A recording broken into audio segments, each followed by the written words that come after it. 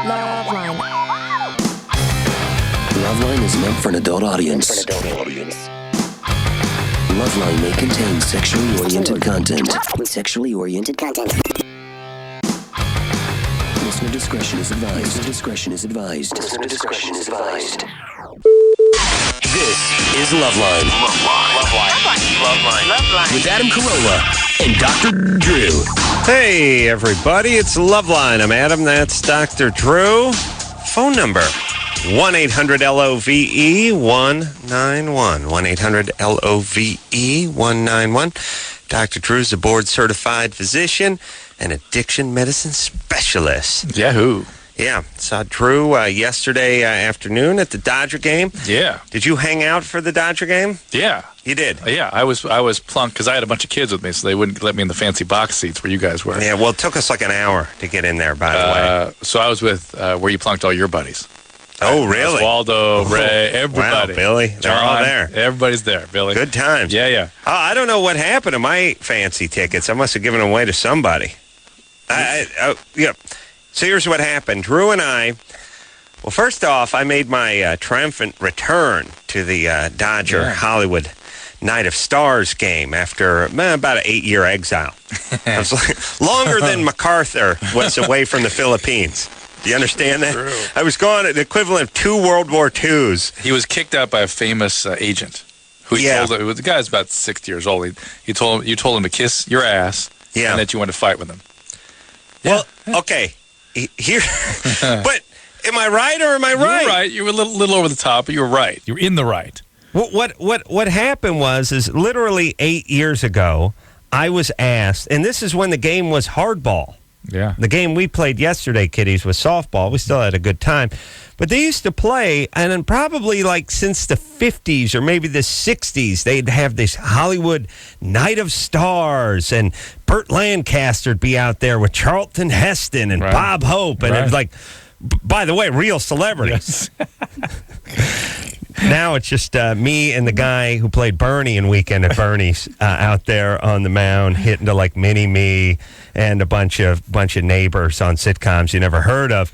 And then there's Drew, if you want to know what kind of celebrity barrel is being scraped. But the point is I grew up out here in Southern California. The idea of even going out onto the field at Dodger Stadium gave me goosebumps. Yeah. I mean, that wasn't a maniacal Dodgers fan, but of course, Steve Garvey and Ron Say and, Yeager and all these. Ron Say kicked you off the mound yesterday. Yeah, well, we'll get into that later. Jealous, Drew. Yeah, that's what the point is, Dodgers won a couple pennants when I was, my formative years. Didn't make it out to too many games because not too many of my friends' dads went to Dodgers game. And of course, you have to rule my dad and my parents would be completely ruled off the list. I'm confused you even brought them up. Yeah, well, I was hoping, usually if one of my friends' dads was into something, I could do it, but they just weren't into it either, so I didn't go. Went a couple of games. So anyway, 8 years ago, I was a news celebrity. 8 or 9 years ago. I'd been a celebrity for like 10 minutes. All of a sudden, me and Drew, I don't think the Man Show was on yet. No, still for LoveLine. Me and Drew are going to go play at this Hollywood night I'm going down to Dodger Stadium, and we're playing hardball. Yeah. And I like to play hardball, and I will swing the bat, and I even thought, you know what? I might even jack one out of here if I go straight down the right field line and the wind is blowing just right and I catch it just right. It's possible. Because I have hit those in high school. I remember you did some BP and you hit them deep to the track. I took some BP and I hit the ball well and I was feeling good and I was excited. But I noticed that our rosters were pretty deep. Yeah. They probably had 21, 22 people on each team. Yeah. And I also noticed that according to the scoreboard clock, we were starting at like 5 o'clock, and the Dodgers were coming on the field at like 6:05 or something. We by the time the first pitch was thrown out, we had about 45, 50 minutes to play this ball game. Right.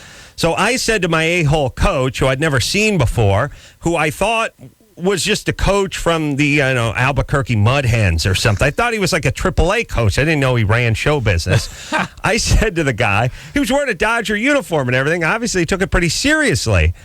I just said, Coach, I can see, I did the math. There's 22 people on our team, and I don't know the coach, which means he's been playing with a lot of these people for the last 6-8 years. Right. He's just going to put them in. He doesn't know who I am. Right. So I'm going to go up to him and say, Coach, just want to let you know, some guys ain't that interested in playing, like Drew. Yeah. Other guys are into it, like myself. So I'm ready to go. And secondly, I got some game. I don't know why that amuses people so much with me. Whenever I tell them anything, like, oh, I'm pretty good at it. What is that? What is that? It's a curse. But what? I understand I'm marginally goofy, but do they have to actually start laughing at me? You can't be funny, be a comedian, and be an athlete. You're not supposed to be. It's supposed to be funny. Okay, maybe that's it. Yeah. Maybe, and I'm just being sensitive. But anyway, he looked at me and he just gave me that look like, who the F are you? How did you get down on this field? And sit the F down. And he just snapped at me. He said, don't tell me how to coach this team. Now sit down. And then he started calling for Steve Baldwin. Yeah, and then I was like, oh my God, I pissed the coach off. And I was like, no, coach, and he's like, sit down. So I just go sit down, and I sit down. I say to the guy next to me, oh, man, he's pissed. This is bad. And so the game goes on. Of course, I'm not in the starting lineup. And then before you know it, he's starting to weave people in and out of the game. Hey, Boozler, right field, Baldwin, you play Rover. Not Alec Baldwin, any of the other ones. But the point is he's looking at guys to my right and guys to my left while I'm sitting on the bench and just staring at me and just saying, sit there. So now I'm looking at the scoreboard clock, and I realize about 9 minutes left in the game, and I'm not going to play. Yeah. And I got there an hour before everyone else did and took batting practice, was warming up. I'm running around. I got my oiled my mitt the night before. I went to, the batting cage for 2 days, And I realized I'm going to do the entire celebrity game sitting on the bench watching Elaine Boozler run to third from home plate. This is what I'm going to do. So now we're running out of time, and he says, Baldwin, and I think it was Stephen Baldwin. He says, Baldwin, get up there. Get up. Where's Baldwin? And it's one of these loosey-goosey things. People are hitting out of order. People are doing their own thing. Baldwin, who's already been at the plate 3 times. And by the way, who's one of these guys that looks fairly athletic, but put a bat in his hand. We'll see how he looks. I'm going to pray for you too, Adam. Oh, what's that? That was Steve Baldwin. Oh, that's Steve Baldwin. Oh, he praying for me. Well, yeah, that was, are you a Mormon? Thanks. Oh, yeah. I am, because you're obviously such a retard. Yeah. And by the way, what kind of Christian calls a guy a retard? Point is Baldwin cannot be found. And so I realized this is my only opportunity to get in this ball game. I pick up a bat, and I start heading for home plate. No one cares. There's no order. There's no umpires or anything. And he grabs me. Where are you going? I said, I'm going to hit, coach. He's like, no, sit down. I said, Baldwin, I don't know where Baldwin is, and he's already hit, and the game's going to be over. I'm not even going to play. And he said, sit down. And I just turned around and I said, F you, Pops. F you. And this guy... and kiss my ass. And kiss my ass, old man. And he's one of these guys who I don't think has ever been told to F off. And it had to have been good 30 years, because I think he was a high-powered agent or something. He's used to people kissing his ass. Yeah. He flipped out. Yeah. Because those people, there's people that are used to being told getting told F off all the time. There's ones that act like they've never heard the F word in their life. Right. He freaked on me. And he's a little guy. Yeah. I was like, go ahead and bring it, Pops. I'll give you a nice ass whooping right here in front of the 10,000 people. I will just lay smack down on you, Pops, right here, right now. And he was freaking. And then, so we were separated, and I went and sat back down. No, you sat back. He came over to our side. Well, that was later. Oh, really? And what happened after that is the next guy, not Baldwin, but I don't know, Corbin Burnson or something, who did get to bat instead of me. Yeah. Hit trickled one back to the pitcher, where the pitcher just sort of barehanded it and threw it underhand to the first baseman for the third out. I was like, great call, coach. Way to go. I was the only guy heckling his own coach from his own bench. Yeah, way to get us out of the inning, coach. So he freaked out and ran over me again, in which case I gave him the invitation to bring it on, Pops, again. A big shouting match. Got us separated, and then I had to go over to Drew's team, where I was exiled until the rest of the game. Where we talked to Gonzalez. No, we talked to Gonzalez. Luis Gonzalez turned out to be a big LoveLine fan, so that was cool because they were playing the Diamondbacks. And so I had to hang out there for the next 10 minutes. The game ended, and then I was banished from the game for the next 8 years. Until your triumphant return. Until my triumphant as coach, pitcher, return. Manager of a team. That's right. That's right. Thank you. Thank you, and mahalo. Drew, what happened with you? What did you go? 1 for 2 or something? Yeah, it was just fun. I was not, I don't have a lot of game in me like that. First of all, I've got very, very talented baseball playing sons. Very talented. Which makes me think your mom, your old lady, your wife, that is. No, cheated. That ain't your sperm. That could be. That ain't you. Well, it was in a dish. She might have selected something. She may have. She may have gotten something. She may have gotten something off the internet. It certainly isn't something for me because that is not my sport. And no. Yeah. What is your sport? What's your sport? Football. Basketball. Football. Yeah. Okay. Now, what'd you do your first time up? I can't remember. What'd you bat? 2 times or 3 times? Twice. Got a base hit once. First time. Second time. Well, second time I told you don't swing so hard. Yeah. And you listened to me. And he wished I swung harder. I wish I told Drew when he came back, you should have swung a little harder. I was the tying run at that point because somebody came out and hit a home run after that. Oh, okay. Yeah. All right. Anyways, it was a hard fought, hotly contested ball game, and we came out. We didn't lose. We just ran out of time. Right? Phone number again is 1-800-LOVE-1901. Yeah, it was back and forth. I mean, 3 homers every inning by each team. Yeah. Well, they put the fence in too close. Yeah, they did. Yeah. There were, the homers that just barely made it, and the ones I hit. Yeah. Yeah, people are curious how many times I got up, how many homers I got. Was it 3 for 3? Same number, by the way. 2 for 2? Two times, nice. 2 homers. Nice. Would have been 3 if I got up a third time. Well done. Mm-hmm. Thanks. Jen?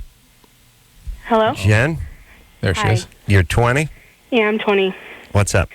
Well, I'm 6 months pregnant, and since about the 3rd month of my pregnancy, I can be pretty much anywhere, like at work or anywhere, and I'll have an orgasm just random. Yeah. Mm-hmm.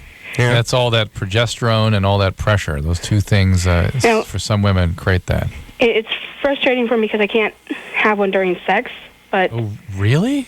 Why not can't you? during sex, not during masturbation or oral sex or nothing, but just random. Mm-hmm. And it gets to the point where it gets so wet, I'll be working or something, and it looks like I've basically peed or something. Mm-hmm. Well, you got to wear a pad. You got to wear a pad. Okay. How far is she? How far along? 6 months? About 6.5 months. All right. Your guy's around? Yeah, he's around. First kid? Yes. All right. You guys going to get married? Soon. Yes. How dare you assume that she isn't married? How dare you? All right. Well, you wear a pad. No, who the hell? I mean, Well, listen, I can't all understand. bets are off when you're 6 months pregnant. It's true, but why can't you have orgasm with sexual contact? That is bizarre. Because women are effing with us. That's why. No. Shh. What happened this weekend? What happened? Nothing. What happened? Oh, it's their whole thing is What they're happened? like What'd your wife do? there's some kind of tampon rolled into a Rubik's cube. Like you never know why this. Why you have an orgasm with a vibrator, but yet when I hold the vibrator, that's too much. What? Right. So you alone with the vibrator alone is fine. If I go down on you and you hold the vibrator, no way. All Ain't no way. Let's pretend I'm not in the room. Is that? Wait, here you go. What is Here's the deal. that? Pretend I'm not in the room. You hold the vibrator. Close your eyes. I'm not in the room. No.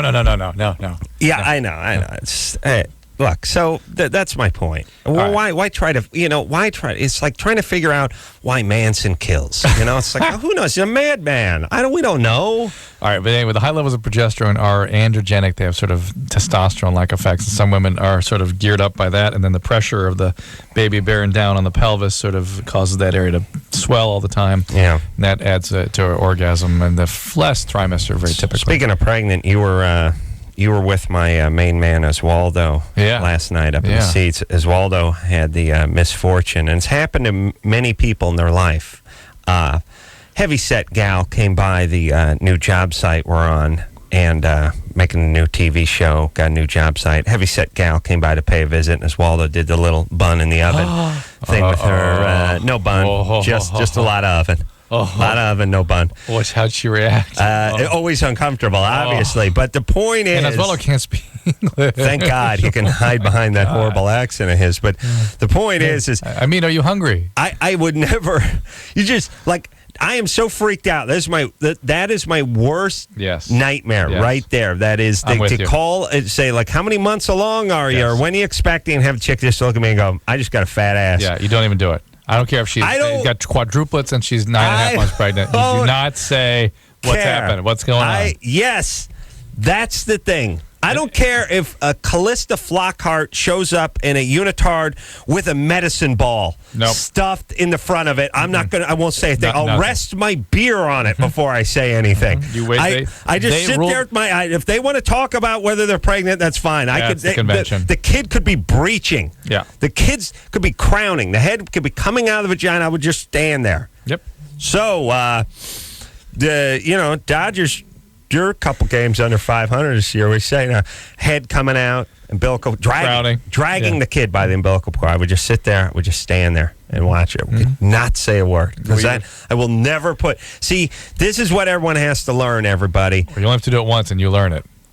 I'm wondering what percentage of people in their lifetime have done this. It feels like a big number. It feels like, yes, and because it's so horribly uncomfortable. Yeah. And by the way, as a woman, it's time to lose some weight. You know what I mean? And by the way, if somebody were to say that to you, wouldn't you be sort of grateful on one hand?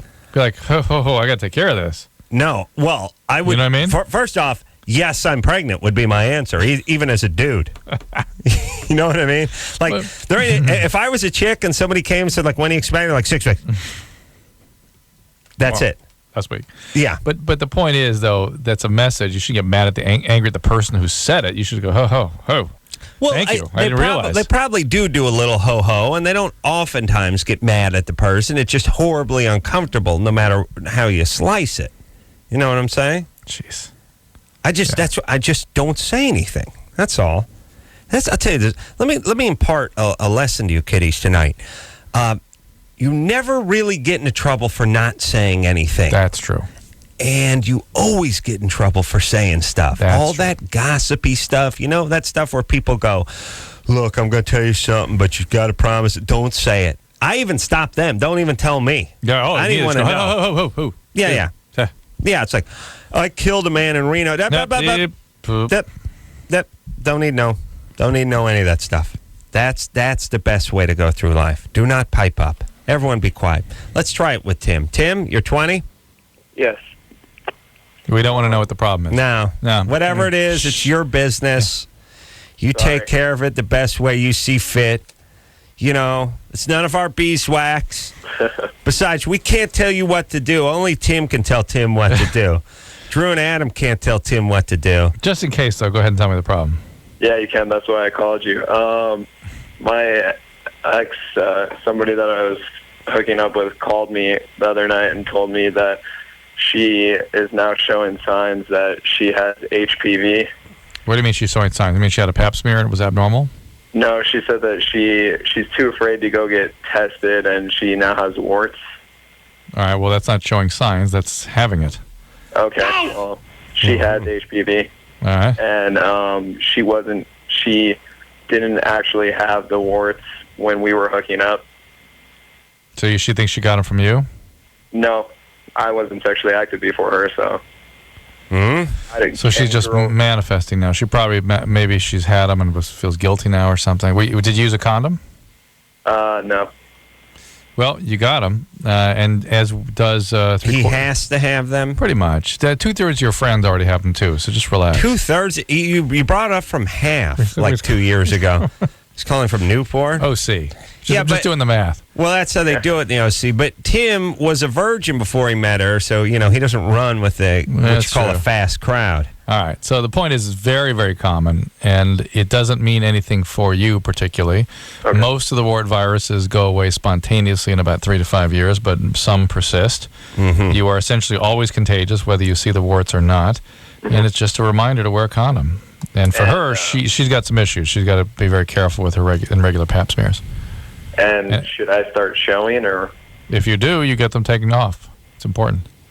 There will be a wart virus, by the way, vaccine out very soon. Mm-hmm. There are at least 2 different vaccines being studied, and they have like extreme efficacy. They look great. So this is going to be, basically every young person in the world is going to get this vaccine. Oh, really? Yeah, it's going to be a huge deal when it comes out. Oh, and then it's... And then, by the way, what are the people... So will your kids get that? Yeah. It'll be open season for sex then, yeah. No, what it will do is... Game on! It will remove... With the Pinsky It will remove cervical cancer, basically. It will eliminate cervical cancer. Game on. However, what are the anti-condom foes going to do? This was their big thing. Yeah. Oh, you can get the wart virus still. They'll come up with something to complain about. my God. They don't like people getting laid. Let me tell you what I love about life, Drew. Tell you a couple things I love about I didn't know there life. was anything. No, I do. I'll tell you the one thing I love about life. We just got done with this celebrity softball game.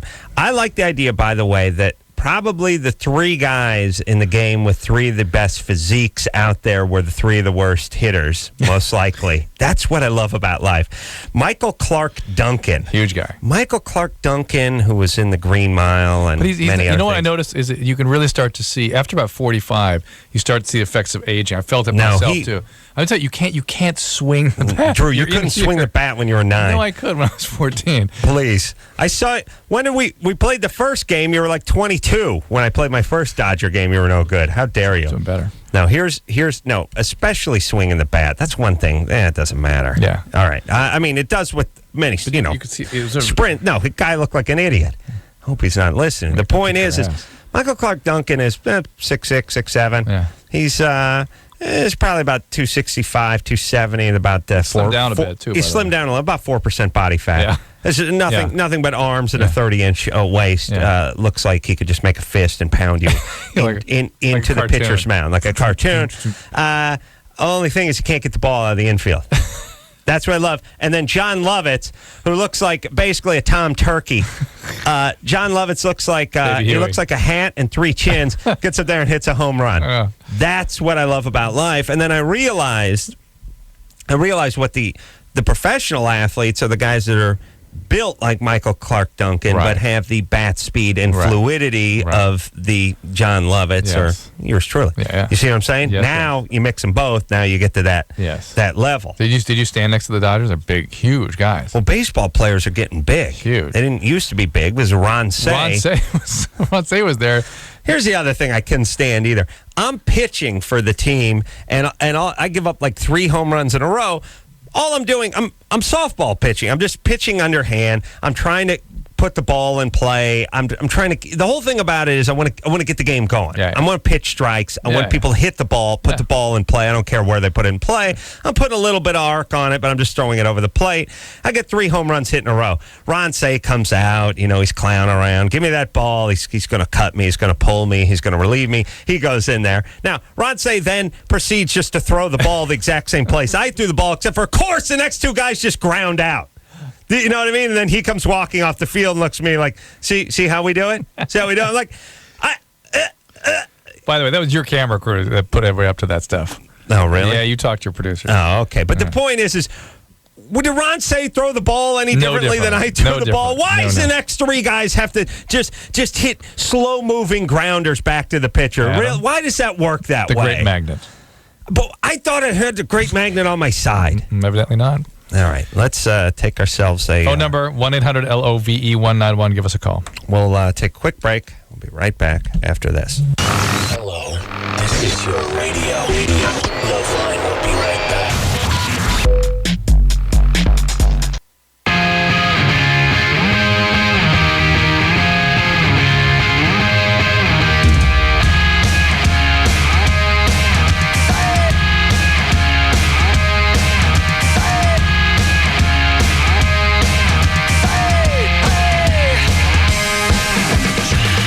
Everybody, it's LoveLine. I'm Adam. That's Dr. Drew. Phone number 1-800-LOVE-191.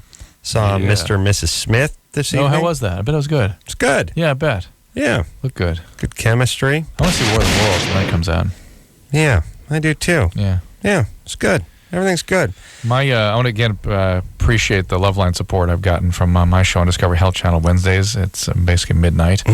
Check your local listing. But also, anybody that is feeling supportive, discoveryhealth.com, please write a positive review. I greatly appreciate it. I'm feeling the love of the LoveLine listeners. I saw your big billboard today. Oh, you saw it. It's by your house. You just saw it for the first time today? Yeah. Well, okay. You see it when a fly farts. I know. And there's a 5-story billboard. I know. This is a huge, clearly you've been screening this out. Billboards come in sort of 3 sizes, sort of regular, medium, and then jumbo. The big ones. This is jumbo. This is all jumbo, all Drew, in one of the busiest intersections in this city, and one that I live near. Here's what I realized. I'll tell you what happened. First off, I'm not working at Kimmel anymore, so I no longer go down Highland and go in that way. And as a matter of fact, 2 weeks? 2 weeks you haven't gone down there? Oh, Kimmel? No, it's been a month. Oh. And the next thing is I actually avoid that stretch because it's so bad. I I go down Highland, get to the Hollywood Bowl, go Cahuenga. And then I turn on the freeway or go Cahuenga or go whatever. But no, last few weeks I've been going into the Valley, and then I realized that after doing that, their George Lucas AFI induction black tie thing last week, we drove right at it, but I was in the back of a town car. And I guess we're from the back seat or something. It couldn't see up at it. I don't know what it was, but I just saw it for the first time today. I was blown away. It looked good. I mean, the problem is I was going down the island. Blown away. I was going down the Highland. I caught out of my left eye, and I wasn't running at it. I'm gonna run at it tomorrow. They'll probably be gone by tomorrow. I actually don't know how long it'll be there. No, listen. I just thought of something, and Drew probably thought of it too, but he's maybe too modest to say anything. Go take a picture of it. People keep telling me that. Go do it. I mean, just there's certain things that are stupid that you shouldn't do, and then there's certain things you just should do. You got a billboard in the biggest intersection in town. Go take a picture of that. How retarded you're never ever gonna see that again. Never, ever. No, go get a picture of that thing. Yeah, it'd be smart. It would be. Well, you got a camera in your phone, right? Yeah, you're right. Just go do it. Or now you got that Bluetooth thing, so the camera's in your eye, right? You just wink your eye and ching, right? Yeah, it's in my lens of my eye. It goes back to the retina. Wow. That's where the cameras are planted. You're like $6 million man. Jim? Hello? I have some Germany or Florida. All right, we're ready to go. How weird is hang on a second, Jim. Jim from Tracy, California. It's Jim Tracy. Yeah. How weird is that? Yes. Well, Hi. Dodger. Yeah, I know, but no one. What's up, guys? You guys are awesome. Thank you. Listen to you all the time. Thank you. All right, so I have some Germany or Florida. All right. Mother locks her 12-year-old son in basement to protect him from pit bull. It's one of their pets.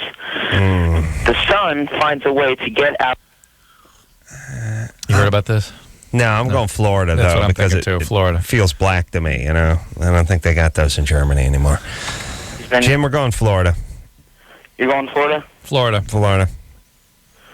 Drew and Adam? Florida. You are correct. It's Florida. Yes. Thank you. Well done. Thank you. Well, what happened? I just heard Pitbull, basement. I just thought Schwarza. That's what I thought. I'm not even Jewish, and I thought Schwarza. Oh, boy. Yeah, go ahead. Yeah, so, he got out of the basement, and the dog killed him. Ew. Awful. Yeah, what's with the Pitbull thing when you have kids? It was 12-year-old, the kid. Kid was 12? Yeah. Oh, all right. But what's with the locking the How about locking the pit bull in the basement? That's a good point. Well, and that's why they call it Germany or Florida. If everyone locked their pit bull in the basement instead of locking their adolescent in the basement, we wouldn't have Germany or Florida. That's what I'm saying. All right, very sad. Yeah. Here we go. Let's. That also really could work for our other game show I'm working on, which is definitely not a Jew. That story would work. The story would be excellent for that too. So we'll keep that. What when we launch? We need that. We need to launch that on the radio. We need to do a little test. Definitely little not balloon, a Jew. little pilot. All right. So, screeners. Would you get a couple of definitely not Jewish? Yeah. Anytime you hear some guy shot himself with a BB gun in the in a stake bed truck and it rolled into a swamp, that kind of thing. That's how you play. Definitely, they could screw with us. So see, they could throw a few little curves. No, this one isn't really a game. It's just definitely not a Jew. All right. No. We'll start with one. You want to start on one? Yeah. All right. Let's talk to Tiffany, who's 22. Tiffany? Hello. What's up? My question is, my fiance seems to be like a 5-minute man. Mm-hmm. And that's not enough for you? No, definitely not. How do I make him longer? Last longer? Well, you really can't. He can start in on something other than intercourse. Yeah, the meter's running when he begins oral sex on you. That's the way I look at it. Oh. You know what I mean? So maybe Tiffany sees it that way. Do you like oral sex? Yeah, that's fine. Ooh, see? Not really, though. It's not bad. Okay. It's not bad. That's not what we call a ringing endorsement. Well, does he do a bad job of it or on it? No, not at all. I just would like for it to last longer. No, he means the oral sex. Does he not know what he's doing with that? Actually, we haven't got too much into that. So, maybe I should try doing more of that. Yeah, Tiffany, that'd be good. Well, no, wait. Try receiving more of that. Oh, okay. Okay. Well, hold on a second. Tiffany, how old are you? Hold on. Tiffany, turn your radio down. 22. She's calling from Bakersfield. Okay, that explains everything. All right, Tiffany, here's the deal. Let's not enter into that territory again. There's a medication going to be coming out probably within a year. Oh, listen, no. No, there is, though. But first off, they don't have penicillin or aspirin in Bakersfield yet. But you know how these medicines get distributed. Some of this will be coming soon, but not yet. All right, so for the rest of people outside of the Bakersfield area that may be listening to this call, there will be a medicine that will at least double or triple guys' time. It's very short-acting medicine that had limited side effects. The research looks extremely good with it. Tiffany? I'm here. What are you doing in Bakersfield, by the way, and why can't you get out of there? I like it here. You going to school? You working? I was born here, so I don't know no other place. Yeah. I should say not, because if she did, I mean, I'm just saying. I'll tell you, listen, if you could just move into a refrigerator box that was in hell, it would be a nice step up. A huge step up from Bakersfield. What do you do there, Tiffany? I actually am a mentor. I work with kids. A mentor? No, she said centaur. Centaur. Half woman, half goat. Half goat. Yeah. They don't have mentors. They have centaurs. Yeah, centaurs. Yeah. Yeah, centaurs. Yeah. Is that what you are? Yeah. Do you play the lute and yell at Hercules?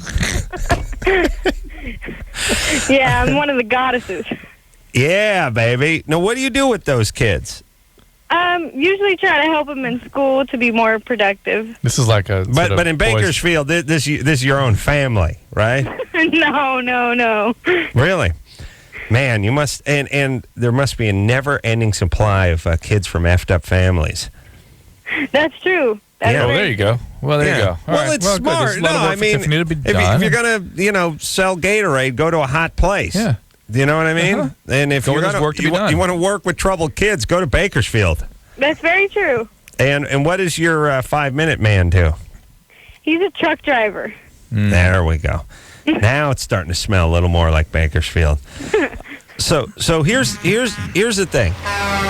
Let him or force him to give you some oral sex. Okay.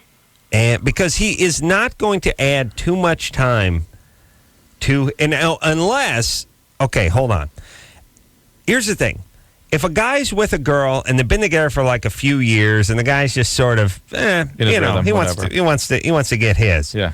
And then he doesn't care, then all bets are off. It's like sort of judging what someone looks like when they're just going down to the store to get a newspaper. Well, the guy didn't shave, but you can't judge him. But if he's trying and he's not doing a good job, then he's a 5-minute guy, and there's really nothing we can do about that. Sometimes if they sort of ejaculate, pull a bullet from the chamber ahead of time, that's sometimes some guys that works for. Tiffany, how long have you two been together? About 5 months.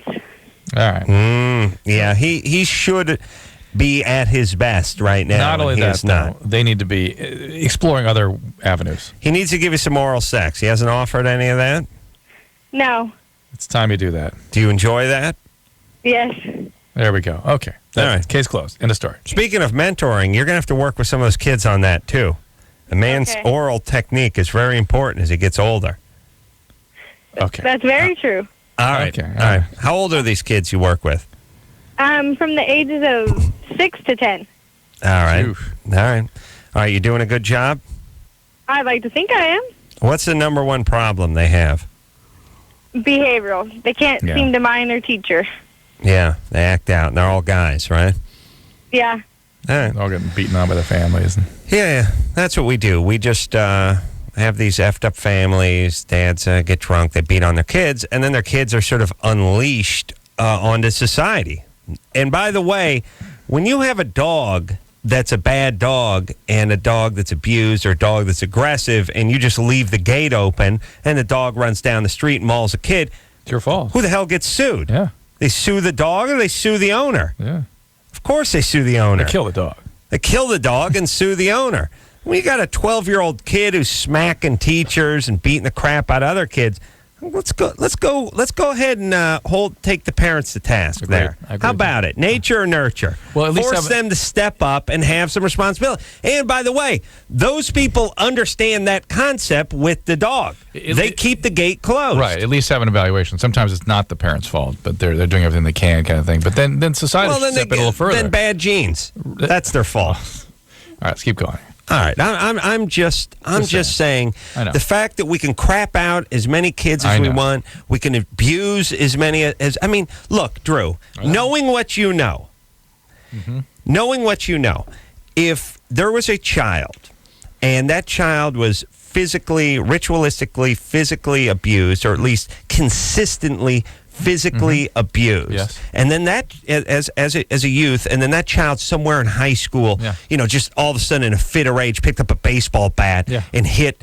I'm not going to say your kids, but a friend of your kid, and he killed the kid with the bat. Get the parents. What should the parents? What is their culpability? Murder 2, manslaughter, something. Manslaughter. But you'd have to prove that they had been physically abused. But you do prove that manslaughter. I mean, the kid will get murder 1, but what do the people? I don't know. What does Dr. Frankenstein get for creating this in his lab? That's a good question. I don't know, but something. Well, it wouldn't happen if they weren't beating on the kid. Yes. How about Grandpa? Or Grandpa? I mean, now you can just go back to the Mayflower, right? Start exhuming people and putting them on the stand. Right. It's awesome. Just a sack of bones on the stand, with the prosecutor yelling, "Answer me! Are you too scared? You can't handle the truth." Imhotep. Yeah. All right. Here's my point. If I found out that kid was abused by his dad and he took the bat to my kid, I would want that something punitive to happen to that person. Agreed. All right. But as a society, can't judge. Not only we can't do anything, we can't even think anything. It's called the abuse excuse. How dare you? Wait, we can't think. No. How dare we? Jason? Yes, sir. You're 28? Yes, I am. What's up? Good. All right. I watched Dr. Drew watched the show the other night. For a couple of reasons, actually. Me and my wife, we both have physical disabilities, pain disabilities. I have fibromyalgia. My wife has RSD.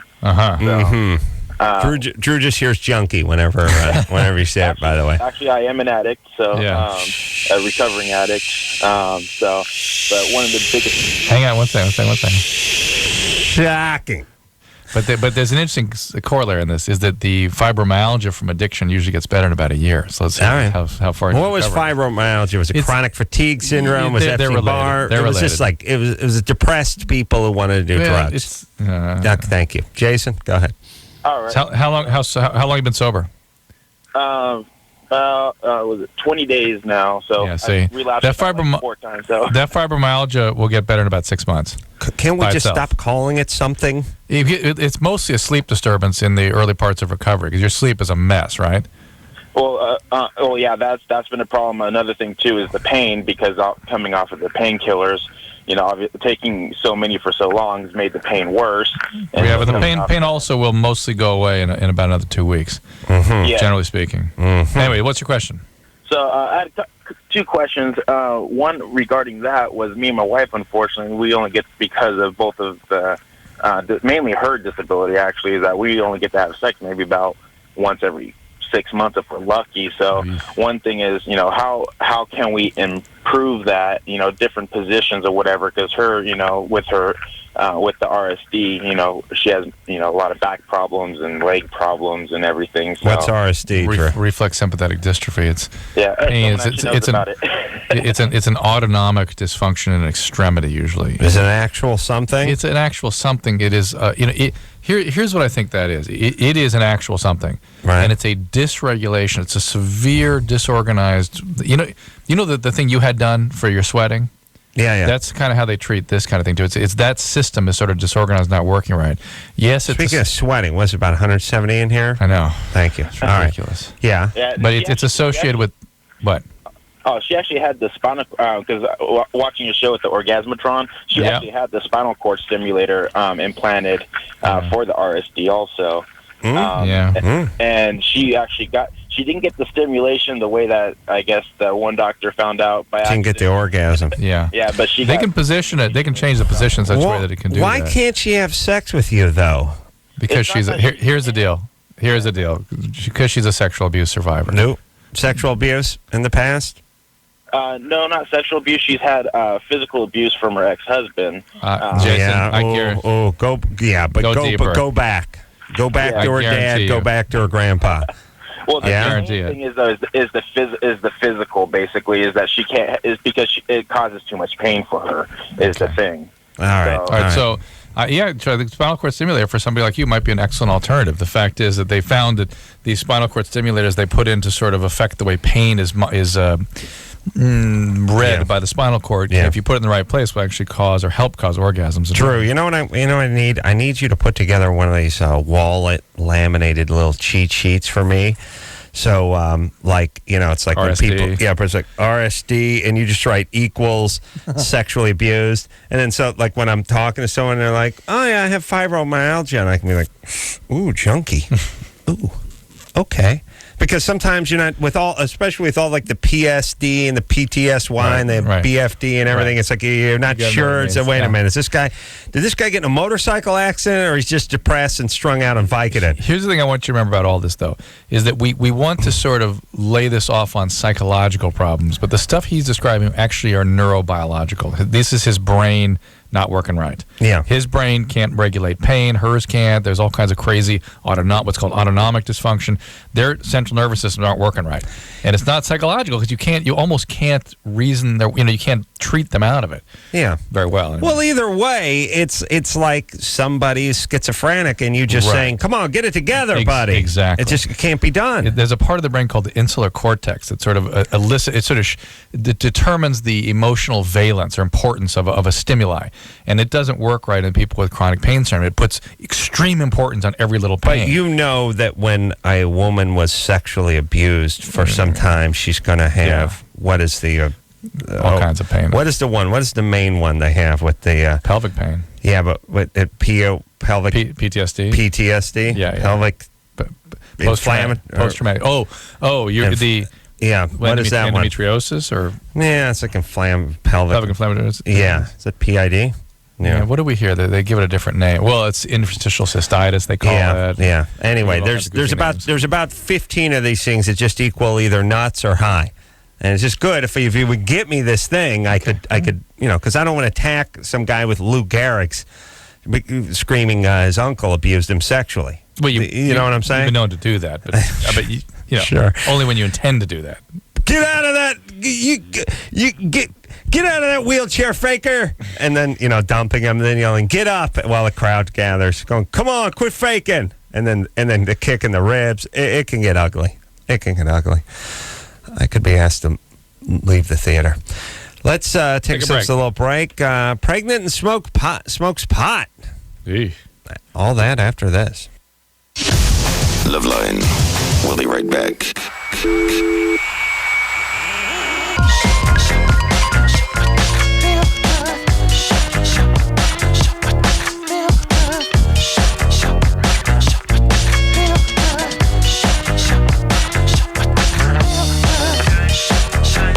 Hey, everybody. It's LoveLine. Who's that, Anderson? The Gorillas. Our buddies. Our good pals, the Gorillas. Miss those guys. Man, do I miss those guys. Man, do I miss those Gorillas. Yeah. Yeah, 1-800-LOVE-191-er. Jennifer? Yes. You're 19? Hi, I'm Murdoch from Gorillas. You're listening to Hold on a second. LoveLine with There he Adam is. Drew. I just had a horrible, visceral, flashback, Vietnam type, PTSD type flashback. Yeah, to those guys. And then immediately following on the heels of that was images of Black Grape and the darkness. Blur. Oh, man. I hate all those a-hole bands. What a pain in the ass. All right, Jennifer, what's up? We got 1 minute here. Here we go. Okay, I am pregnant. I'm 2 months pregnant, and I read in a magazine that if you smoke bud, it helps with your nausea. And so I tried it, and I've been doing it lately because it's been Jennifer, you must stop doing that, okay? Unless you want to endanger your pregnancy. But High Times says Please stop doing that and talk to your obstetrician about what you've done. Ask her Well, what you read it. Contributing editor Chong mentioned that. What's your question, Jennifer? Well, I'm manic depressive and schizophrenic, and I'm on antidepressants, and the antidepressants they said are probably worse. Which one is it? What are you taking? I take Effexor, Trazodone, and one other one. I don't even know what it is right. Okay, they are not been proven to cause birth defects, but they're not approved for pregnancy use. What's the problem with weed? Come on, man. It's an herb, man. It grows from the earth, man. It's a natural herb. It's natural, like a tsunami or an alligator. Or Amanita phalloides. When you lick it, you'll die in about 4 minutes. Yeah, or like a water moccasin or viper. Yeah, it's natural. It's good. It's natural, man, or like a cactus. Yeah, Jennifer, please talk to your doctors about this. You listen. I'm concerned about this whole pregnancy. You're bipolar, you're schizophrenic. If you stop your meds, it could be disastrous from the standpoint of your illnesses. Now you're endangering your pregnancy with the things what you're about doing. the weed? How many people smoke weed while they're pregnant and know it? You know or very, very early, you mean? Yeah. Probably a couple exposures. People. Probably not that big a deal. Probably not. But you keep using it, it will endanger the pregnancy. For it sure. will. Yeah. The weed. Early. Better at 8 months than at 1 month. What do you think? I don't have any data for this. I think better at 8 than 1. Toke out. Bust that bong out at 8. We'll take a quick break, and we'll be right back after this. All right, guys, here's the deal. Looking to hook up? Call the Dateline. Sick of wasting time with the wrong person? Call the Dateline. One call's all you need to make. Call the Dateline. 1-877-889-DATE. If you need help, Call LoveLine. 1-800-LOVE-191.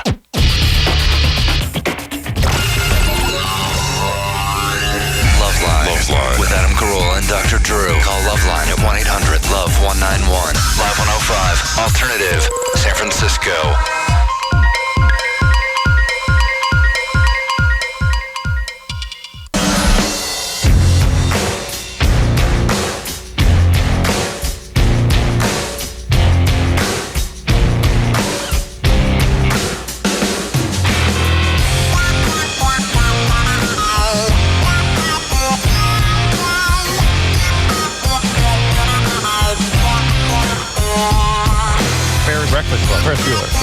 Breakfast Club. He was the custodian on Breakfast Club. Yeah. Oh, we going? Are we on the air? Hey. Thank you. All right. 1-800-LOVE-191. It's LoveLine. We're still Adam's regaling me with these stories about his first outing as a coach. Trying to figure out which celebrities we knew from where, and I think the first baseman. He had dark hair in the movie. Yeah. He was kind of the truant guy from the Breakfast Club. He was the teacher that kept coming in and kicking their butts. Yeah. But I don't know if he was a teacher or he was like a vice principal or something. He was the guy doing the detention. Doing the detention guy was the guy who played first base. Yeah. Yes. Okay. All right.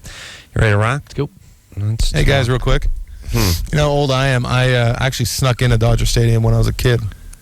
Really? And can you imagine sneaking in there now with the terrorist threats and all that? But yeah, it was like 4 a.m. My friend, Jackass friends, and I snuck in there and ran the bases. It was great. You mean there was no game going on? No, it was like 4 a.m. You just hopped the fence and got in there. It's cool. I could see that being kind of cool. Yeah.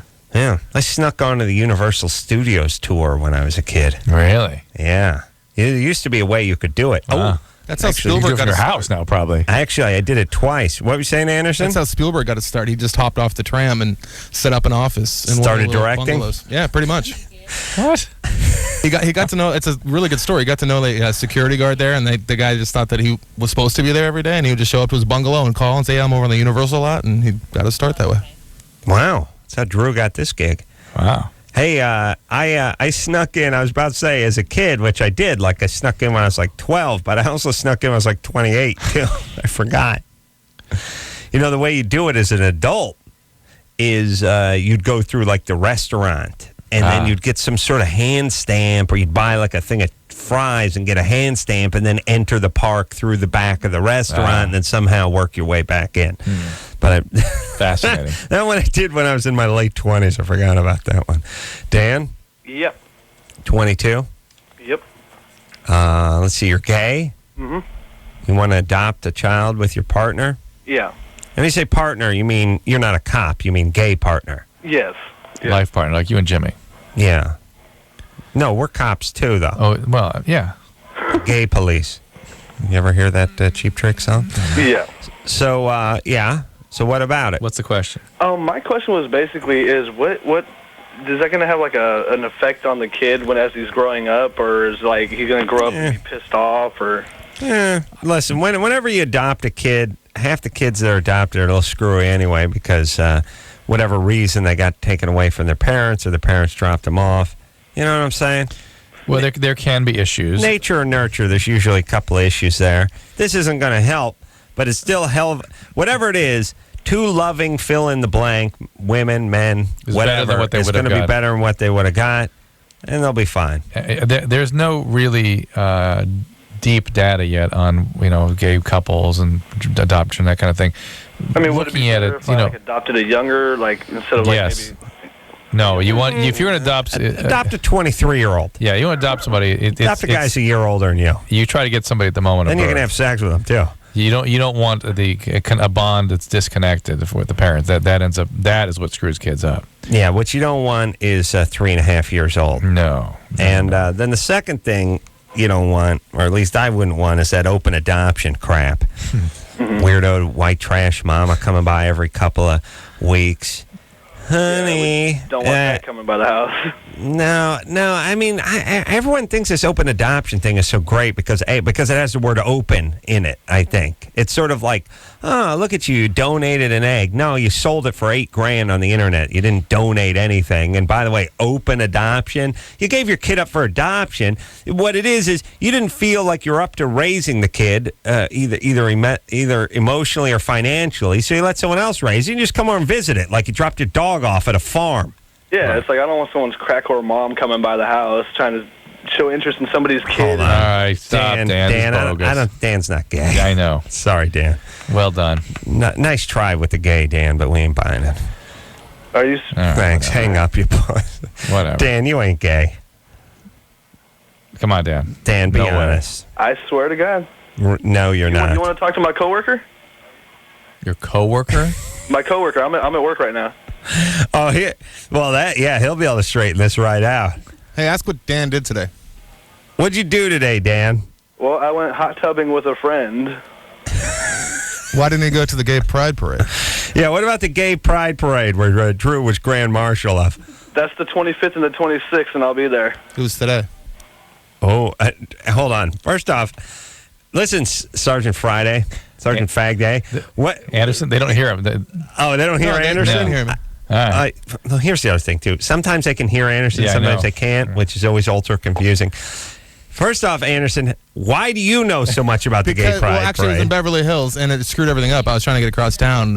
Everything was shut down, and I was pissed off. Anderson was trying to get it to a gay bar in Silver Lake, and he was pissed that the parade. Very inconvenient, yes. Yeah. But number one. All my gay friends do not have the jack-off gene, and Dan's just got the jack-off. No, gay guys have the same gene the chicks have when it comes to prank phone calls, which is no gene.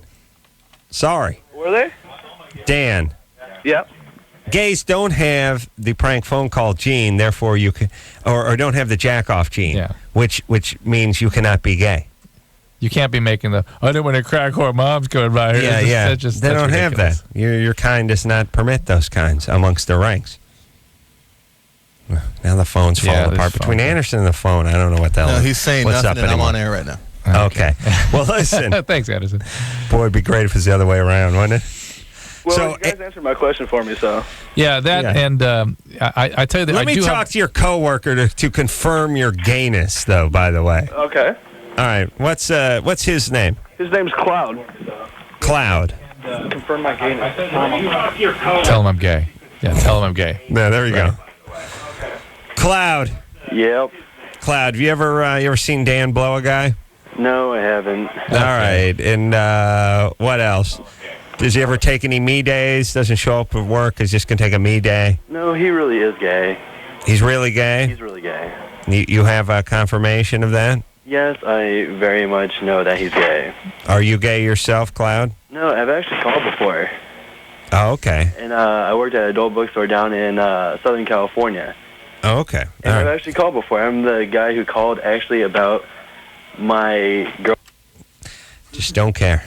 just don't care. Anyway, I actually do have one concern with the gay male. Dan sounds like he'd be a delightful gay daddy, though, doesn't he? Yeah. And by the way, but he's not 22 even. It sounds like he's 16. Okay, well, if he is, the gay part's not going to screw him up. The Dan part's going to screw him up. Right. And that's the part I do have concern with is that gay couples and monogamy and longevity, they need to be a stable couple that really is going to stay together. I like the idea that Anderson's question for the potential gay man was, when's the gay pride parade? Where is it? That's a good one, though. But also, I just figured out that El Cerrito's way up north, so there's no way he'd be down here anyway. So I was thinking Cerritos. Fred Siegel's, they're sponsoring a float this year. What's it look like? Okay, you're right. Poppy seeds and what? And what? It and worked, mustard. though. All right, you dodged a bullet. Yeah, he did. We got him on the ropes. And by the way, he did know when the gay pride parade was. Well, in El Cerrito. 1-800-LOVE-191 is here as the number on LoveLine. Let me explain my take with the gay pride parade. Let's just treat it like the Indianapolis 500. Let's just have one. You know what I mean? Let's have a big one in Indianapolis. I'm just saying. Does every city need 3 a year? You know what I mean? Let's just have one big ass jamboree. You know, where everyone could just show up. Welcome, gays. Big sign. You know, some kind of deal from Southwest Airline where your life partner flies free. And you guys just all go into one big. Get all out of your system. One big chaps, nipple clamp fest, and then pow back to your jobs wherever you are. Each city doesn't need their own. That's what I'm saying. There you go. You know what I'm saying? Yeah, I know what you're saying. You know what I'm saying? You know what I'm saying? Each city doesn't need its own fill in the blank, frankly. Yeah. All of them. Everything. All the parades, all the whatever pride, all the whatever your culture, whatever it is. Let's do it in one designated place. As a matter of fact, how about you just go back to wherever you came from and do it there? Yeah. That's the best place to do it. Then every day is fill in the blank day. Yeah. But you moved here because you didn't like that place. But you want to have a parade celebrating him. You know what it really is, Drew? No. Here's basically what this country is. Here's what it'd be like. All right. Okay. Me and you are gay. Yeah. Okay? So what? Mm-hmm. How dare you? New engineers filling in Sunday night. Rick over here. Me and him, we used to be married. Me and Rick. All right. We used to be married, and we lived together for a long time. Me and new engineer Rick. And you've left him for me. I left him because he beat the crap out of me on a daily basis. Okay. And then when I told him my wounds hurt, he urinated in them, and I stung them even more. Quite a guy. He was horrible and abusive. And the house was a mess. Maybe I start dating him. The house was a mess. New engineer, Sunday night engineer, and I, Rick, is standing by. Rick and I, we lived together. The house was a mess. The lawn was dirt. There was a sofa out on the porch. The kitchen was infested with roaches, and he beat the crap out of me. Right. So you know what I did? I moved in with you. Yes. I moved out of Rick's house. Yes. I moved into your house where it's nice and clean and tidy and everything's good. Yeah. But once a year, I want to have a Rick Fest. Yes. I want to have a celebration because I'm proud of my years with Rick. That's really what goes on in this country. You moved out of the dump with the cockroaches and with the weeds growing on the front lawn where you couldn't find a job and the abusive whatever. You moved out. You moved into Drew's house. Why? Because Rick's house sucked. But once a year, you miss it. Close down your house. We're having a party. We're going to celebrate Rick. Hey, you feel good about that, don't you, Drew? Sure. Why not celebrate Rick? Yeah. I got a lot of pride in Rick. I like to talk about him a lot in front of you, and I like to wear shirts with the Rick. I got a bumper sticker on my car. I'm liberated. Why would I feel jealous about that? How mature of me. But believe me, the house was a dump. It was a dangerous, roach-infested fire trap, but don't worry, I got a lot of pride. Little pictures of Rick tattooed on me, Rick bumper stickers, Rick flag out front of mine. No, in front of your house now. Yeah. See? Well, and then I'm Rick open-minded, Day. and I'm from an open society, and so I have to really accept these That's things. basically what goes on. Everyone comes here from their crappy country that sucked, and then they want to throw a party once a year for their crappy country that sucked, and that's why they're here.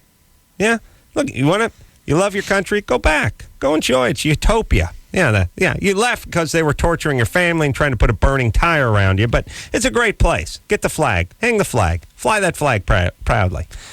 Stefan? Yeah? You're 15? Yep. What's up? I just got a quick say. You guys are awesome. Thanks. I got a two-part question really quick. Mm-hmm. Here we go. Yeah.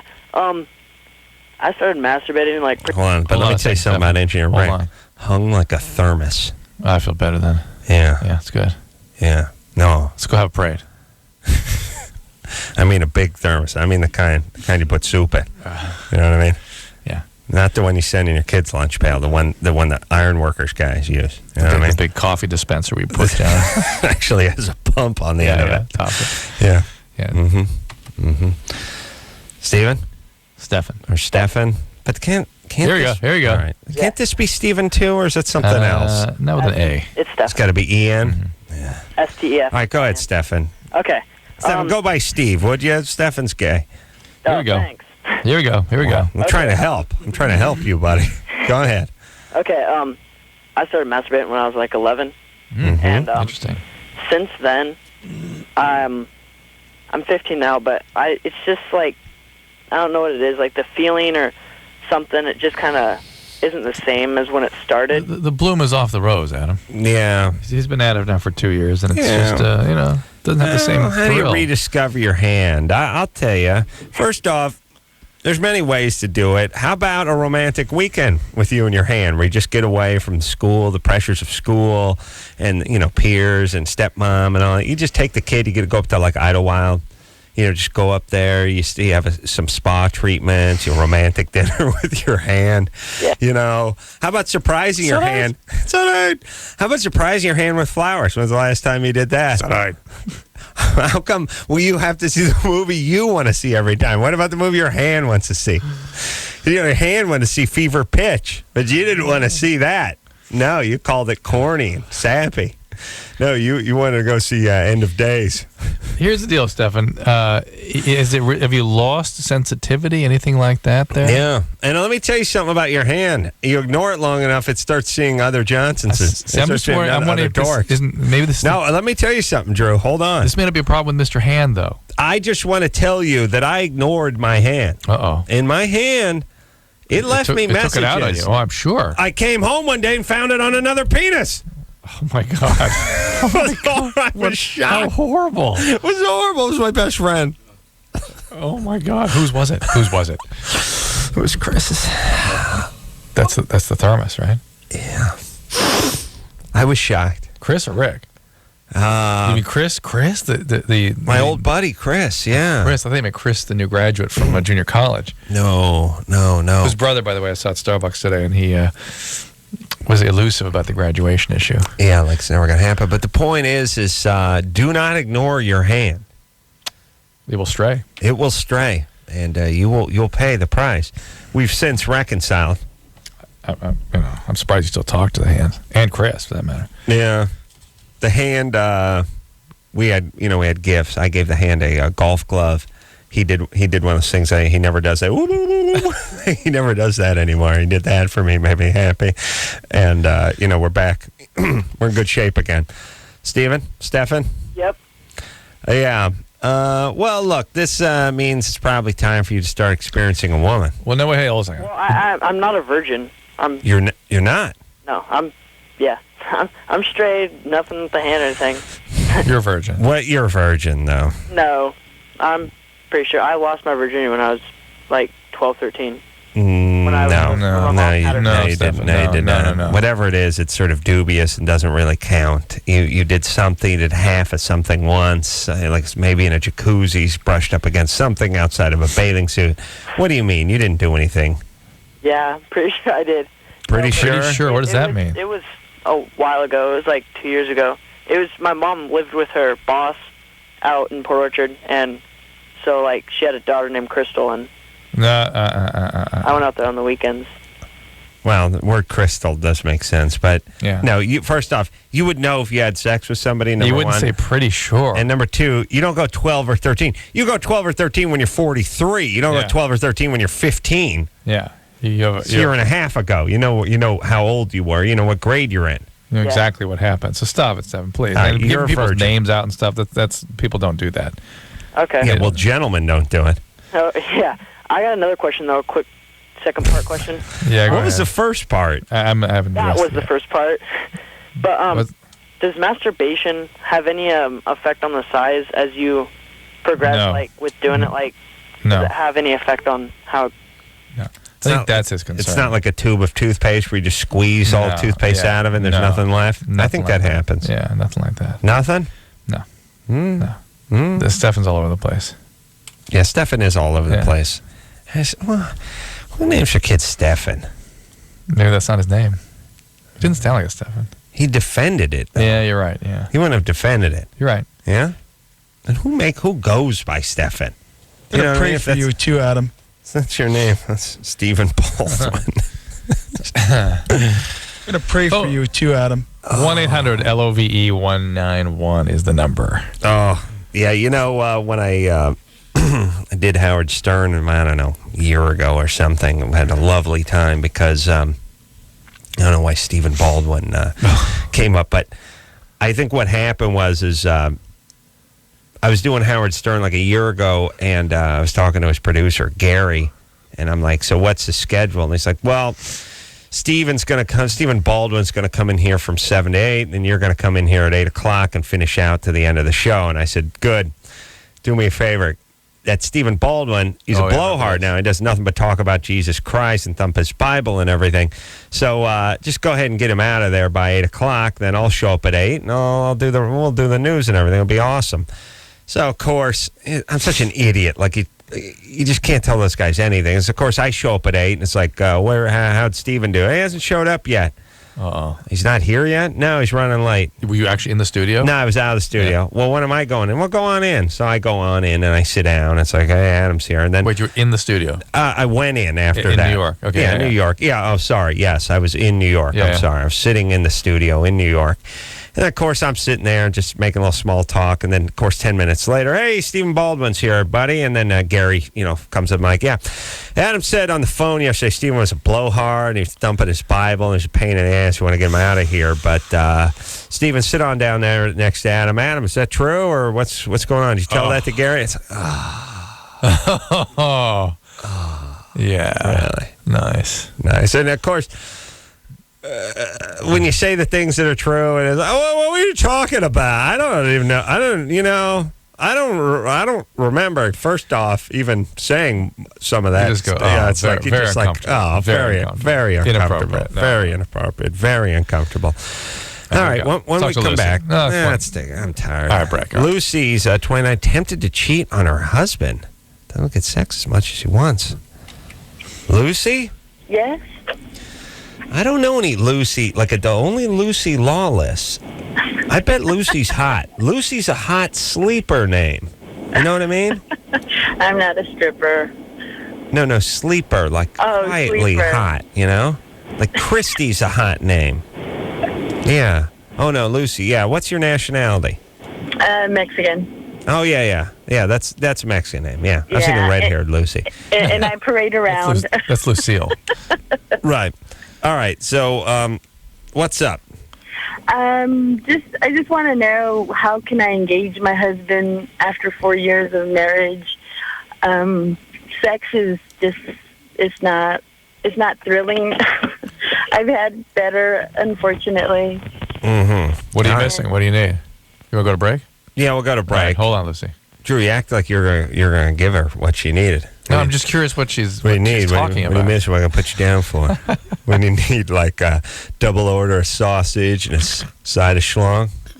Okay, and we have a little mayo on the side.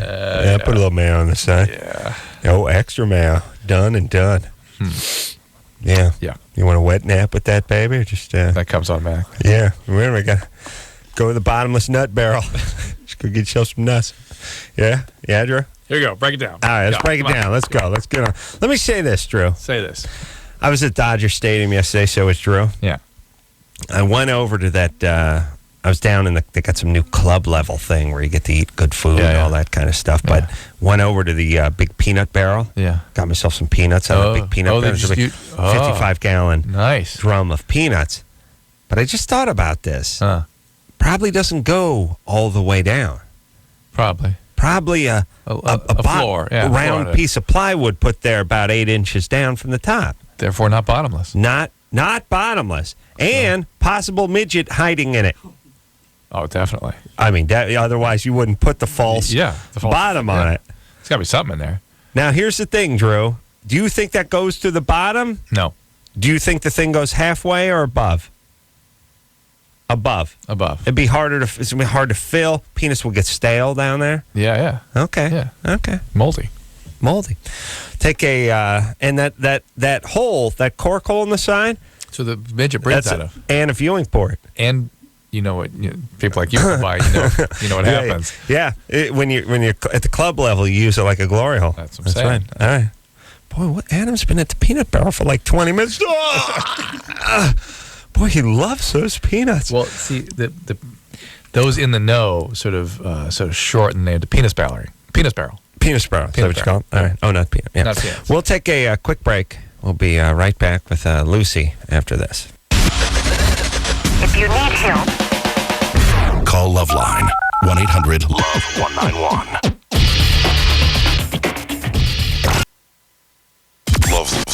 LoveLine with Adam Carolla and Dr. Drew on 105 Alternative, San Francisco.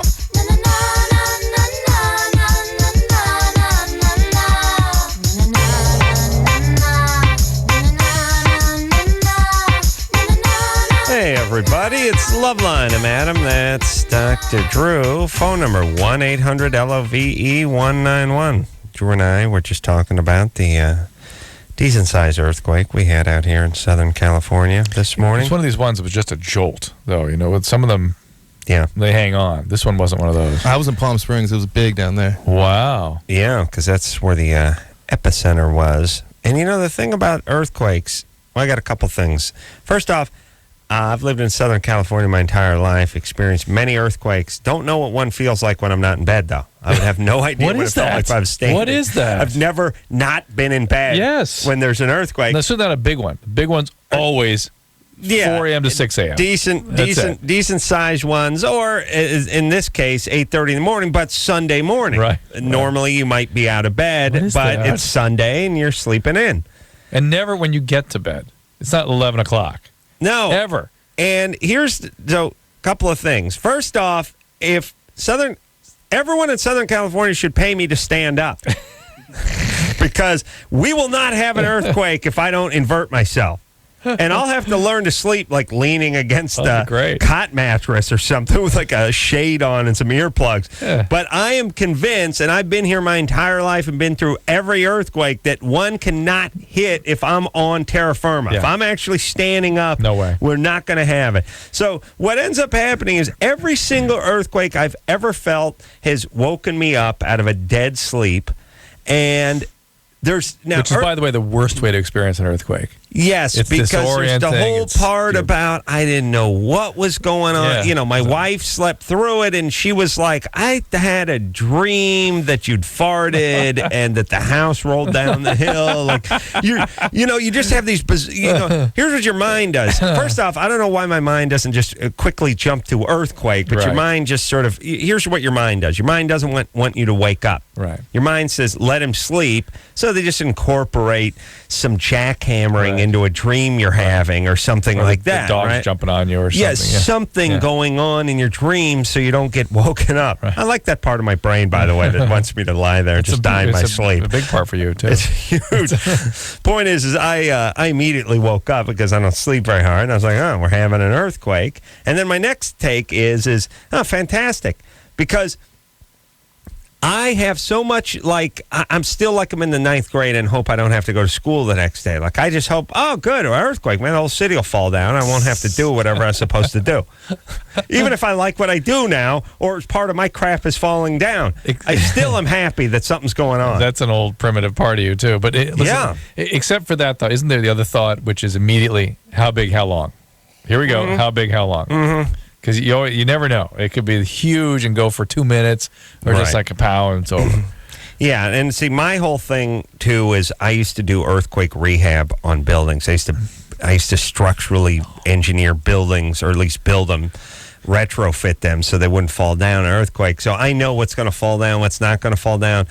Everyone else is scared assless. I know exactly what to be worried about, and I live in houses that I already retrofitted, or I did something too. So when there is an earthquake, I have a little feeling like, oh, come on, let's go. Yeah, bring it on. You want some? Keep it going. Yeah. Yeah, it's almost, because otherwise whatever I did would be a waste. Right. Interesting. You know what I'm saying? Yeah, yeah. You have confidence in what you did. I went through extra time and extra expense when I was working on the house. So if an earthquake hits, if an earthquake never hits, I'm an idiot. Yeah. All right. But actually, I'm going to stop thinking that way, Drew. Yeah? Yeah. Mm-hmm. I was real quick, I was down in Palm Springs in this really retro place, and I woke up and I had no idea what was going on. It's a long story, but I had to stay with my parents last night, and it was like 8:30, and I went to bed drunk and had no idea where I was. It was like the 50s. My parents were freaking out. It was horrible. I'll never recover. Nice. You don't have to say drunk, by the way. Yeah, we knew that. Just went to bed. Just say went to bed. Yeah, I threw that in there for you guys. We did the math. We did the math for you. Then please use the more accurate pass down. Passed out. All right. Are your folks live in Palm Springs? No, they were down there, and I was supposed to visit some other friends, but those friends were puking by the time I got to them because they were so drunk, so I just went back and hung out with my parents instead. All right. And the place was like burnt orange and just totally Frank Sinatra. It was strange. Oh, interesting. Like a motel? What was it? Yeah, it's like this little motel in the desert, and it was a very strange. When is our next? And by the way, I remember it seemed like it was about a year ago today. They were saying something huge is going to hit before the year is out or something, and nothing hit. Yeah, but we're due. Oh yeah. I mean, about every 10 years, right? Yeah. All right. You ready to rock? Here we go. Let's talk to back to Lucy. Lucy, yes. So Lucy. Yes. You're not happy with your husband sexually. What is it you need from him? I need intimacy. I need frequency. I just. All right. Well, now about two different things. Intimacy means something. Sometimes he's not sort of emotionally available for you. Mm-hmm. Well, I mean, he's supportive. He's supportive, but I don't know. He is supportive. Okay. So what is it you need from him? I need frequency also. I need to feel loved and. Okay. And so sex is some way you feel that way. And how often are you having sex? Right now, it's like, God, once a month, if that. And what is you interested in? God, at least maybe twice a week. Okay. All right. That's fine. Would be good, you know. Yeah. So have you talked to your husband about it? Yes. And what does he say? I have a headache. I'm tired. I work hard. Yeah, and so I know he's not, cheating or anything like that. No. Yeah, guys kind of double down when they're cheating. They put on their best behavior. Yeah, he always seems he's tired. And the thing is that if we do engage in sex, it's always in the freaking morning. It can never be like at night. And you don't like the morning. Earthquake time. Well, I do. But I mean, if that's the only time, I've had other sexual relationships prior to being married, and it just, I know, the newness. All right, Lucy, hold on, slow down. Let me ask a couple of pertinent questions here. Okay. You guys have kids? We have one. One kid. And is he cool with that, or was he freaked out by it? Was it a mistake? No, he's good. He's a very good. I just keep hearing nice guy, nice guy. Everything's good. And do you come from a little chaos? Who doesn't? Yeah. Do you know your dad? Yeah, my dad's here. Is he a jerk? No. He was an alcoholic, and then he was in an accident, like a work. And now it's just Vicodin. Okay. Well, wait a minute. So growing up, he was an alcoholic until you were how old? I think about. God, I'm going to say about 12 years old. Yeah, I just think I hear 13. All right, And that's when you're it began 12 to years old, and then he got into an accident at work. Mm-hmm. And then he stopped drinking because he had to take a lot of medication. Right. Uh-huh. See, What kind of accident? The calculator blew up? No, he was a janitor, and he fell. Oh, I was figuring CPA. I don't know why. No. So, all right, so nada. He fell and hurt himself, and then it just became pain pills from that point on. All right, so that's pretty. No, just no. My dad's good. No, nothing like that. My dad's good. Wait, Lucy, you're the one that just gave us that story. You said your dad was an alcoholic, then he swithed over to medication. Then he switched to medication. Yes, and then after the medication, we always thank God that, thank God for the accident because that stopped. The alcoholism stopped, and then that type of chaos that was before stopped. All right. And by the way, bad sign when you think, thank Christ Dad was crippled in that accident. And got strung out on opiates, yes. Yeah, or anything. Yes. Or got strung out on nothing. Yes. But the point is crippled. Whenever you think, thank God Dad was crippled, that means bad Dad time. had to be pretty goddamn bad before whatever accident he Not only had. that, not just she's thinking quietly to herself. We all always the family. say, Oh, get together yeah. and say, No. thank Christ he broke his back. No, they would join hands around the dinner table when it bless Nana and Papa, and thank Christ Dad took a spill on a waxed floor and dislocated his lower lumbar, and now cannot hit the booze and hit us anymore. Yeah. Amen. All right, let's eat. Yeah? Yeah. And so, Lucy, you sometimes... One of the things I'm hearing here about this guy is that he's nice. He's nice. He's got chaos. And you He's need some freaking him chaos. out. Yeah, Okay. he might be freaking him out a little bit, and sort of he's backing off because Lucy, of that. listen to me. Liz, you listening?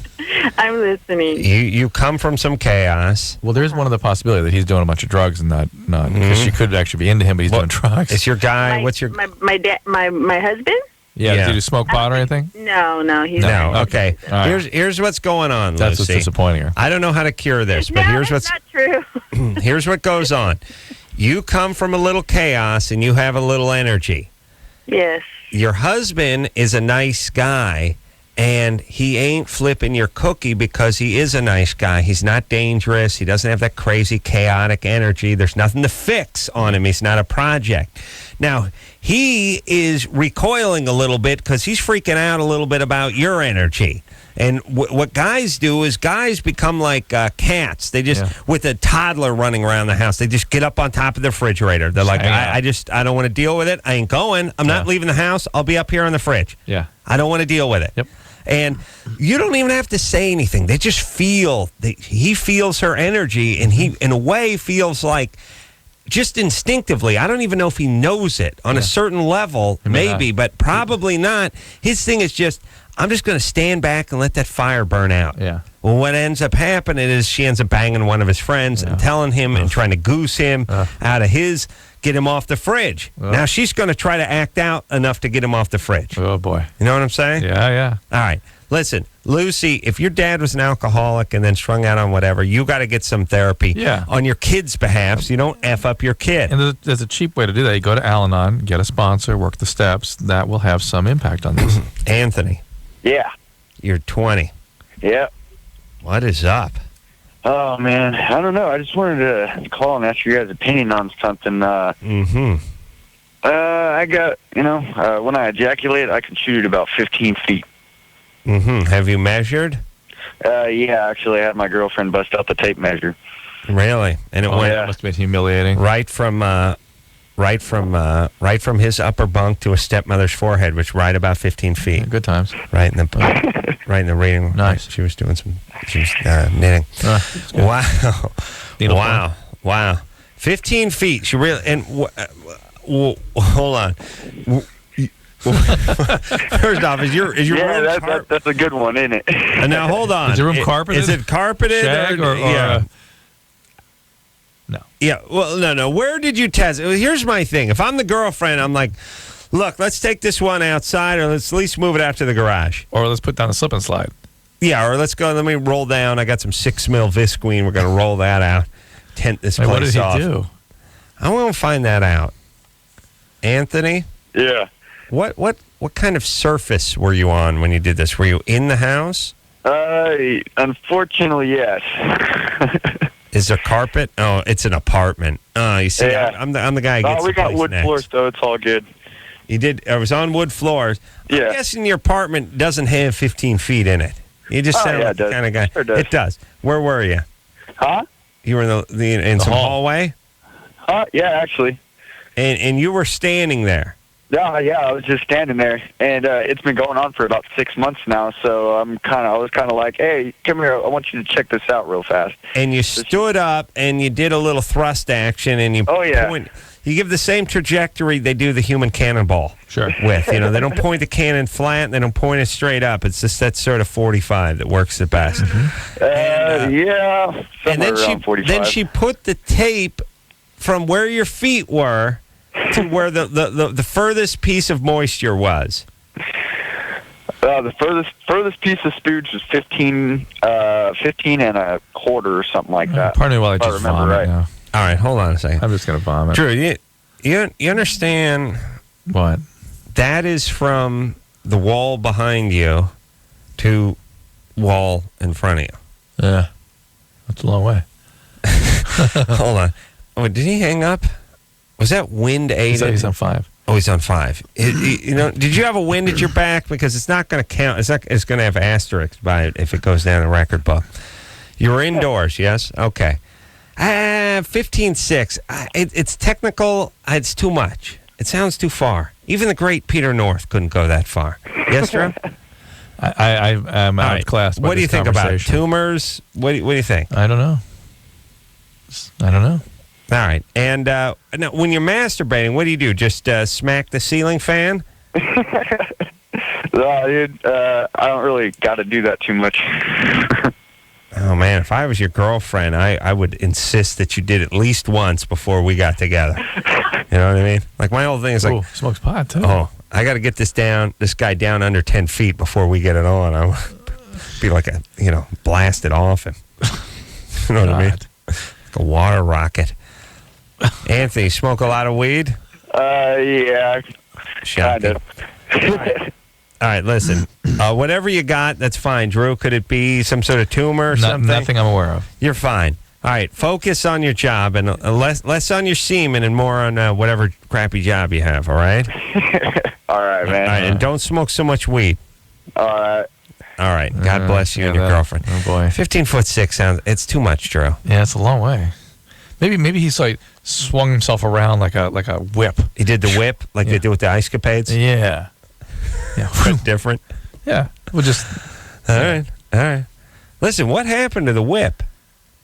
It's still around here and there. Did they do the whip? It used to be when you went ice skating, they'd do the whip. They'd get a chain of people, like 10 people wide, and they keep going around, and they whip the person at the end. I've seen my daughter do that kind of thing. She's done the whip? Yeah. How about whippets? No. Oh, okay. No. All right. Missed those, too. Here we go. All right, we'll take a quick break, and we'll be right back after this. 1-800-LOVE-191. LoveLine will be right back.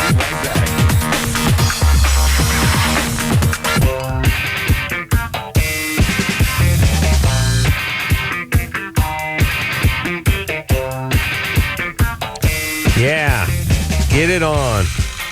It is weird, Drew, that you've never experienced an earthquake where you've been sort of coherent and It's not alert. really weird. It's just disturbing.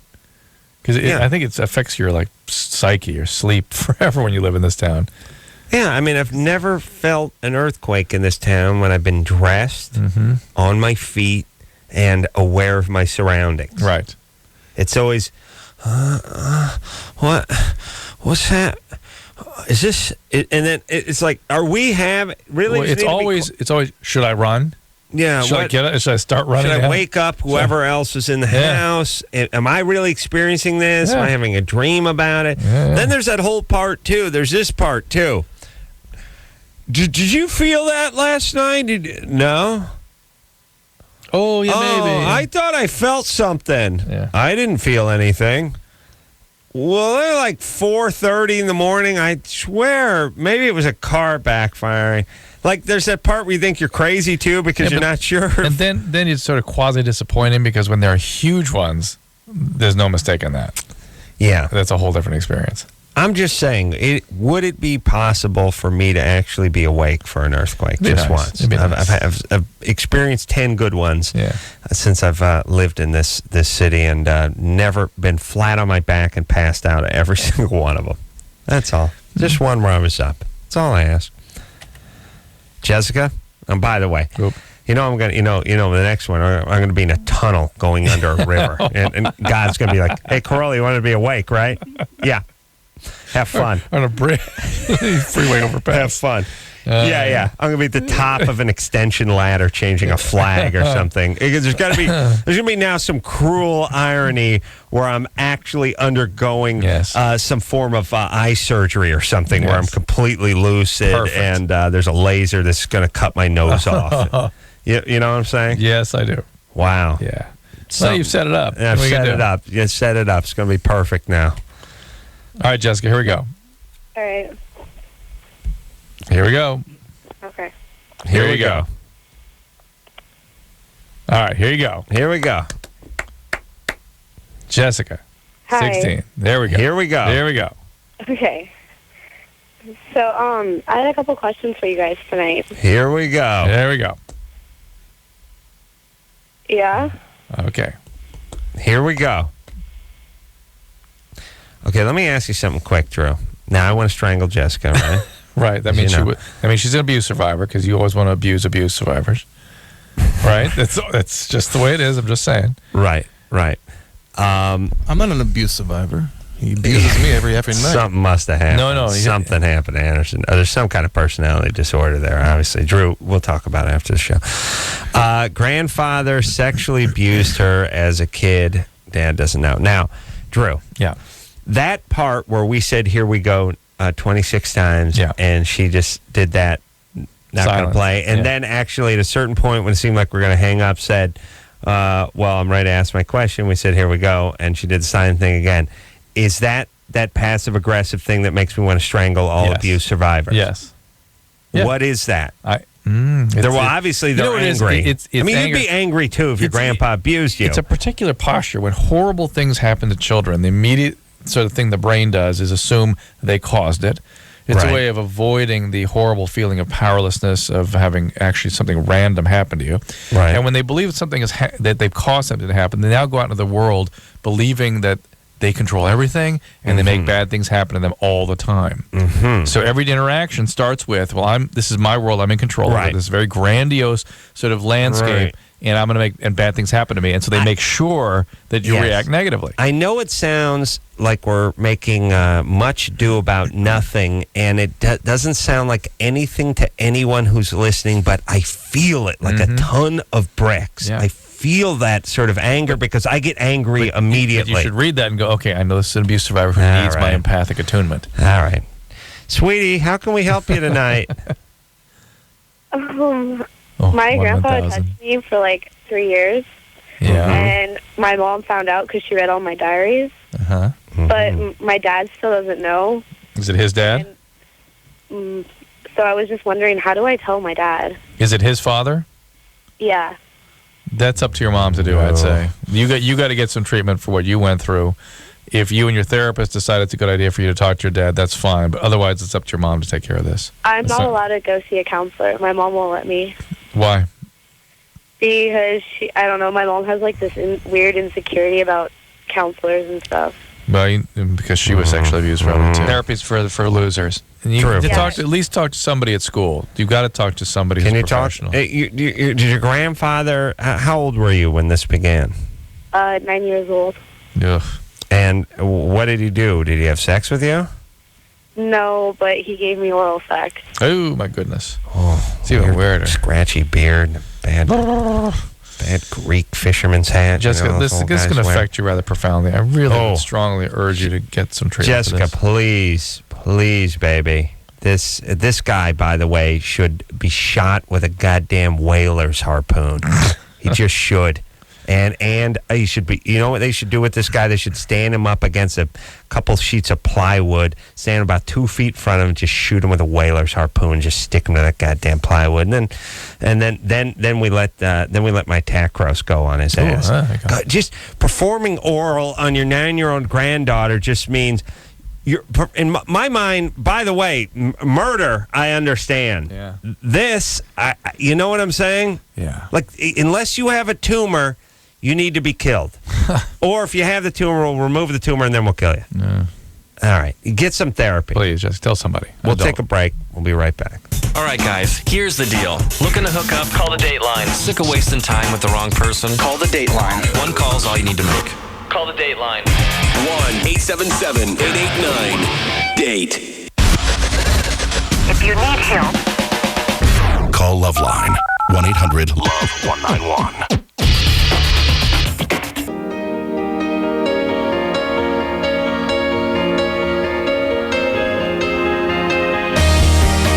Yeah. Well, that's a show. Drew and I went to the bathroom down the long hall. To our favorite bathroom. And Drew had a wild suggestion because we came at it from a different direction. He said, how about we use the ladies' room? Mm-hmm. I said, which we did. Tempting. Yeah. So we used the ladies' room. Very and deviant. not only did Drew use the ladies' room, but he used the handicap stall on the ladies' room. So he's 2 for 2 right there. Wild. Telling you, breaking it out. Out of control, Drew, in the handicap stall, using the steady bar and the tampon dispenser to steady himself while he stood there. Since that Discovery Health Channel billboard went up, man, I'm just whizzed all over that goddamn seat, too. Dipped it in urine. It was awesome. All right, so until next time, it's Adam Carolla for Dr. Drew saying mahalo. This has been LoveLine. The opinions expressed on this show are not necessarily those of the staff, management, sponsors, or this station. The producer for LoveLine is Annie Gold. LoveLine is a presentation of Westwood One Entertainment.